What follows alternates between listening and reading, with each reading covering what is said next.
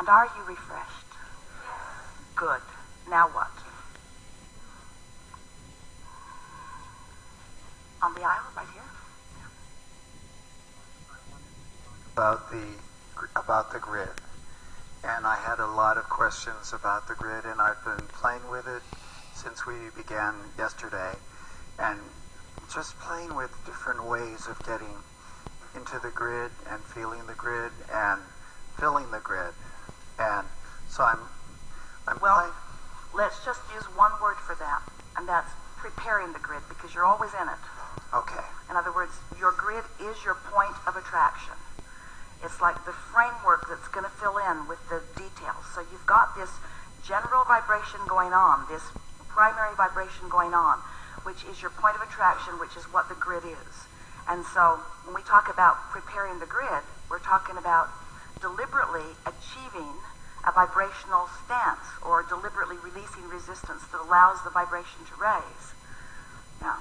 So what I notice, or perhaps my commentary about myself, is that I'm a little sloppy about how I let the grid fill in, and I'm becoming more focused. Well, again, we're going to nitpick with words, because once you really get this, it makes it easier. You can't let or not let the grid fill in. It's filling in.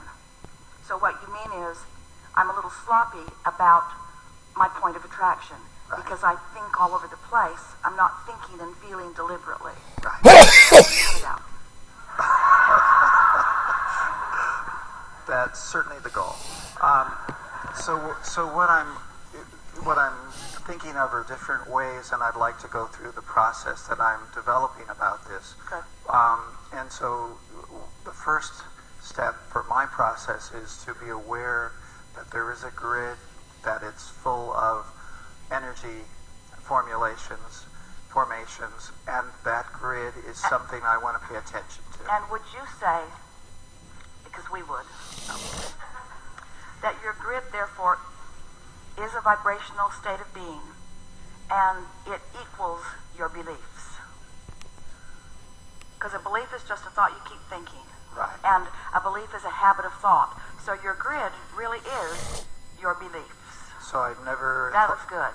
I've never thought of beliefs as being part of the grid.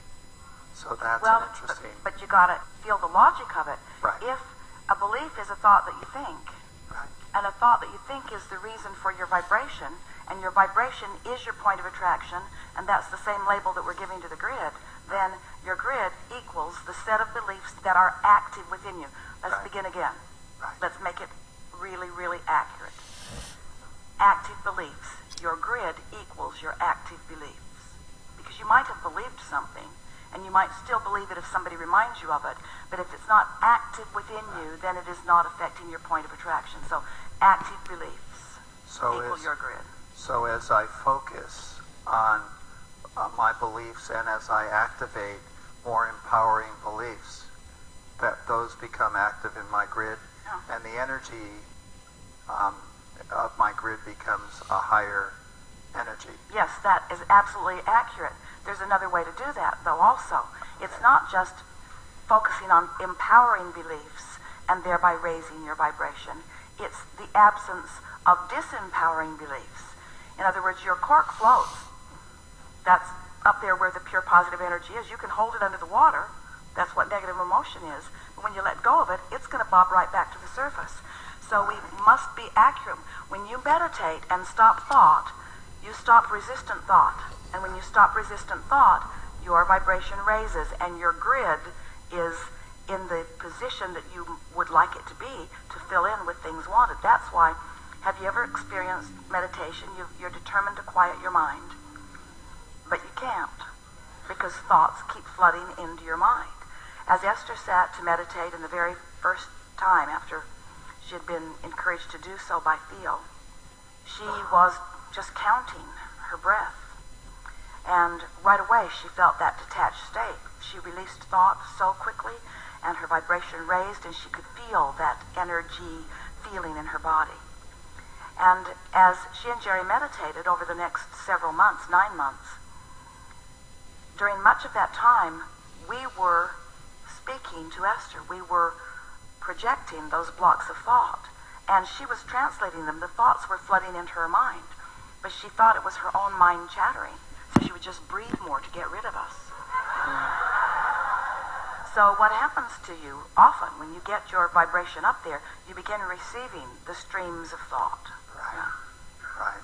And so last night I was preparing, hopefully, to be here today in the hot seat. And as I was aligning my energy with that, it was like all these thoughts started coming up. And all of these ideas and all these awarenesses were beginning to focus and, come into my, if you will, my grid. And that just felt good. And it felt like the unraveling of perhaps some disempowering thoughts, some thoughts of, a little bit of self-judgment and such. And I wanted to let those go. Unraveling is a good word, but we really prefer the word just deactivating, because every thought that's ever been thought still exists, and you have the potential of tapping into any of them too, if you're in the vibrational vicinity of them. So rather than thinking about undoing thoughts or unraveling thoughts, think in terms of just releasing unwanted thoughts. We have teased in the past about deactivating them, but you can't deactivate a thought that you're looking at. I'm going to deactivate that. No, you're not. I'm not going to think about that thing I'm thinking about. But you can deactivate one thought by activating another. And so that's why even with meditation, we encourage you to focus upon something really general. Those of you who have been listening to us for a while, isn't that the ultimate in going general? Listen to the dripping of a faucet, or focus on the flicker of a flame, or listen for the sound in the air conditioning in the room. Focus on something very generally, so you're still focused, but you're focused in a detached state. And when you do so, you allow your vibration to raise, and then the thoughts from broader perspective can begin to fill your mind, as you discovered. Yes. Right. So in this emotional grid work, I know you talked about emotions a lot yesterday, and it seems like emotions are an important part of raising the energy of the grid. They are only important in the sense that they are indications of the state of your vibration. In other words, what your emotion equals is the relationship between the vortex, your inner being, who you really are, and where you are in that thought process. So when you're up to speed, you feel clarity. When you're not, you feel confusion, emotions. When you're up to speed, you feel exhilaration. When you're not, you might feel lethargy, emotions. When you're up to speed, you feel love or appreciation or passion or eagerness. When you're not, you feel anger or frustration or defensiveness. So can you use emotions as a way of your entree to raising the vibrational level of your grid? We think it's really important to have awareness of your emotion to know where you're at.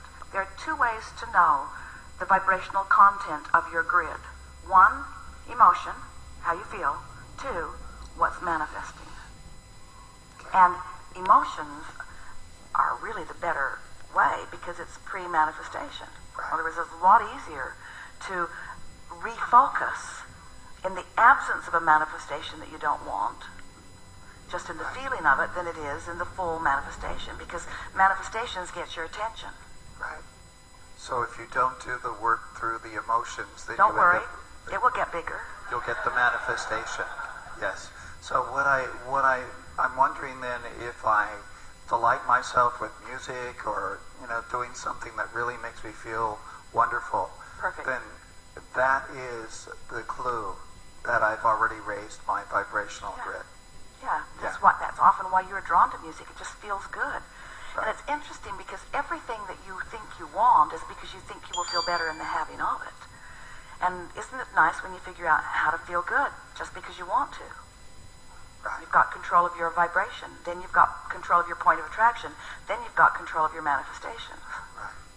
So it seems to me then, as you talk about the grid, what you're saying is that the longer you stay in a powerful, uplifting grid, the more things will just kind of invariably work for you. That's absolutely true. But we want to qualify that in this way. We don't want you to have the attitude that you must get there and hold yourself there. Okay. Because you can return there anytime you want, and that pressure will work against you if you're determined to maintain your grid. In other words, just move softly through life with attention to the way you feel, and when it starts feeling off, go general and get it back on again. Guide yourself. Granddaughter Kate used to love to play the hot-cold game, where she would hide something, and then Jerry and Esther would go to find it. And when they were close, she would say, "You're getting hotter, you're getting warmer, you're getting warmer, you're getting warmer, you're hot, hot, hot, hot, hot." And when they were nowhere near, she'd say, "You are so cold. You're very cold." And she would guide them right to it because she knew where they were and she knew where it was. So just by giving that simple indicator of hot and cold, eventually they would find their way there. It was really simple. Moving further from it, moving closer to it, moving further from it, moving closer to it. Didn't take any time at all to zero right in on it, you see? If they were listening to what she was saying, and if she was saying it accurately, which your emotions always are.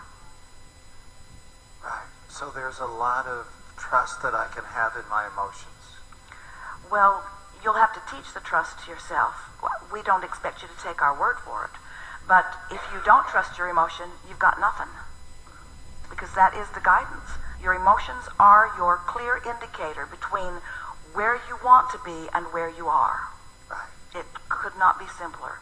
But a lot of people have practiced not letting themselves know how they feel and not responding to it because they have listened to others who have convinced them, "I know you don't feel good about this, but do it anyway." Because a lot of people around you are serving themselves, not you. And many of them think they're serving you.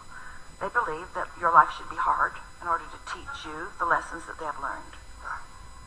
But it isn't working out for them, and it won't work out for you. So you're right.